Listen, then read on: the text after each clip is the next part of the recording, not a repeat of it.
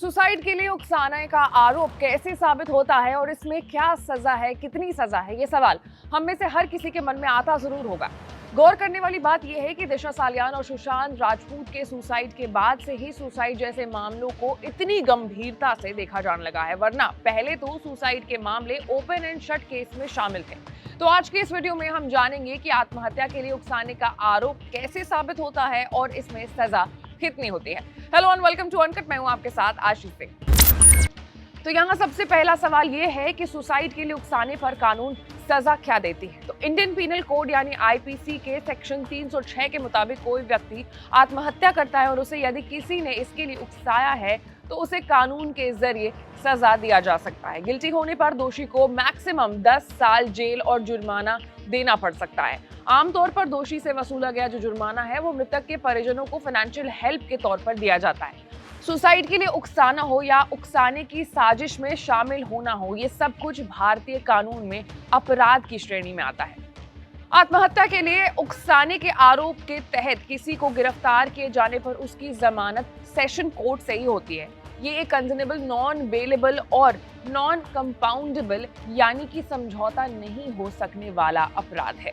दरअसल कॉन्जनेबल अपराध में पुलिस अधिकारी को गिरफ्तारी के लिए कोर्ट से अरेस्ट वारंट की जरूरत नहीं होती है। गैर जमानती अपराध में आरोपी को जमानत सिर्फ कोर्ट से ही मिल सकती है। नॉन कंपाउंडेबल अपराध में कोई शिकायतकर्ता अपनी शिकायत वापस नहीं ले सकता है। इसमें आरोपी और शिकायत करने वालों में कोई समझौते के लिए तैयार नहीं होना चाहिए। लेकिन आपको ये भी बता दें कि आत्महत्या के लिए उकसाना हत्या के समान नहीं है। सुप्रीम कोर्ट ने 1997 में एक फैसले में कहा था कि भले ही आरोपी की मंशा किसी व्यक्ति को आत्महत्या के लिए उकसाने की हो, इससे हत्या नहीं माना जा सकता है। दोनों मामलों में मंशा एक ही है कि उस व्यक्ति की मौत होनी चाहिए, इसके बावजूद इसे हत्या नहीं माना जाएगा। दोनों अलग अलग अपराध माने जाएंगे, इसे हत्या नहीं माना जा सकता है। और इसी के साथ एक सवाल यहाँ ये भी खड़ा होता है कि कोर्ट कैसे तय करेगी कि किसी ने किसी को सुसाइड करने के लिए उकसाया है। आत्महत्या के लिए उकसाने के किसी भी मामले में दो फैक्टर जरूरी होते हैं। पहला ये कि किसी ने आत्महत्या की हो और दूसरा ये कि किसी ने मंशा के तहत उसे आत्महत्या के लिए उकसाया हो। तो अगर मिसाल के तौर पर हम तुनिशा का मामला ले तो उस हिसाब से पहला फैक्टर यहाँ सही है, लेकिन दूसरे फैक्टर के तहत ये साबित करना जरूरी है कि शीजान ने ही तुनिशा को ऐसा करने के लिए उकसाया है। तो ऐसे में कोर्ट तथ्यों की जांच करेगा और देखेगा कि शीजान मोहम्मद की मंशा क्या थी।